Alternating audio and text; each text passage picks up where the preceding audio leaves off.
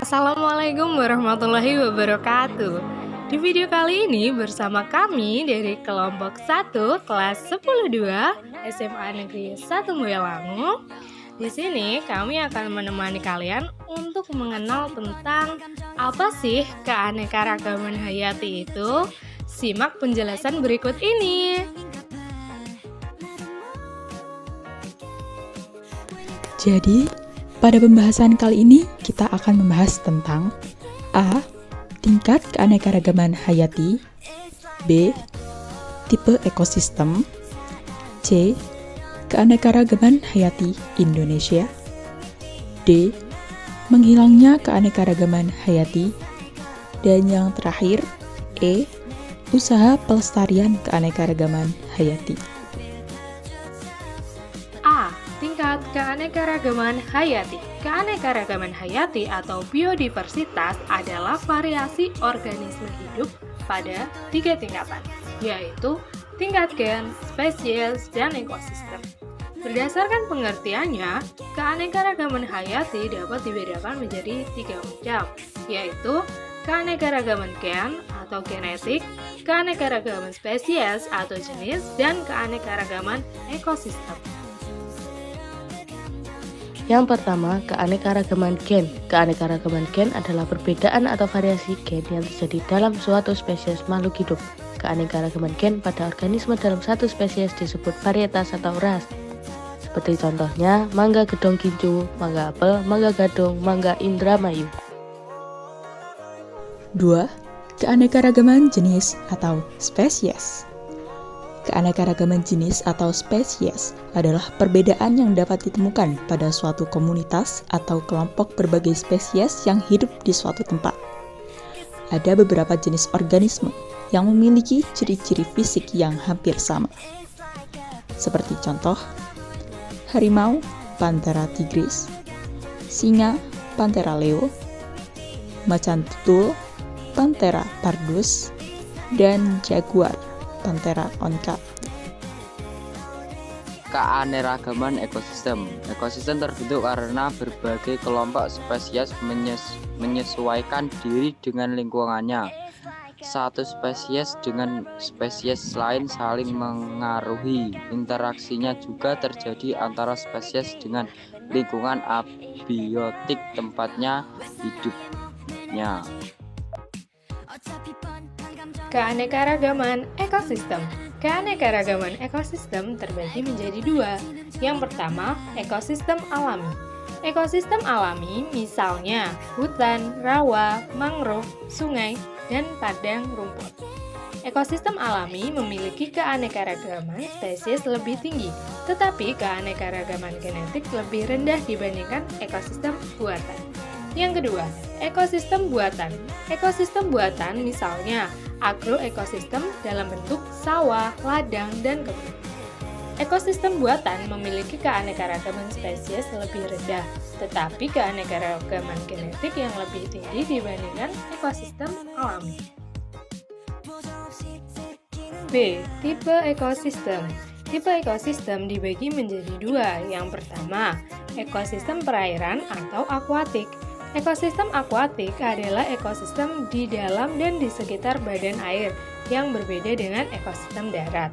Ekosistem akuatik merupakan ekosistem yang lingkungannya sebagian besar adalah air, yang menjadi tempat tinggal makhluk hidup yang hidup di air, serta amfibi yang hidup di 2 alam. Sekalipun demikian, ekosistem akuatik masih memiliki daratan sebagai pelengkap. Ekosistem darat atau terestrial. Ekosistem darat adalah suatu ekosistem yang dimana lingkungan atau tempat tinggal organisme hidupnya merupakan daratan. Jenis organisme atau makhluk hidupnya berbeda-beda. Hal tersebut dipengaruhi oleh iklim dan letak geografis seperti pengaruh ketinggian daratan dari permukaan laut. Jenis-jenis ekosistem perairan. Ekosistem estuari, ekosistem laut dalam, ekosistem pantai batu, ekosistem pantai pasir, ekosistem terumbu karang. Jenis-jenis ekosistem darat: 1. Ekosistem sabana, 2. Ekosistem hutan gugur, 3. Ekosistem hutan hujan tropis, 4. Ekosistem padang rumput, 5. Ekosistem gurun, 6. Ekosistem taiga, 7. Ekosistem tundra. C. Keanekaragaman hayati Indonesia. Penyebaran keanekaragaman hayati di Indonesia. Penyebaran fauna Indonesia dibagi menjadi 3 kawasan. Yang pertama, kawasan Indonesia bagian barat. Yang kedua, kawasan peralihan. Dan yang ketiga, kawasan Indonesia bagian timur. 1. Kawasan Indonesia bagian barat. Kawasan Indonesia bagian barat dibatasi oleh garis imajiner Wallace yang terletak di antara Kalimantan dan Sulawesi, serta antara Bali dan Lombok. Berikut jenis fauna yang terdapat di kawasan Indonesia bagian barat. Harimau, macan tutul, gajah, badak Jawa, banteng, orang utan, beruang madu, merak hijau, dan burung jalak Bali. Yang kedua, kawasan peralihan. Kawasan peralihan meliputi Sulawesi, Maluku, Sumbawa, Sumba, Lombok, dan Timor. Kawasan peralihan ini dibatasi oleh garis Wallace di sebelah barat dan garis Weber di sebelah timur. Pada kawasan ini, terdapat peluang percampuran antara unsur fauna oriental dan fauna Australia.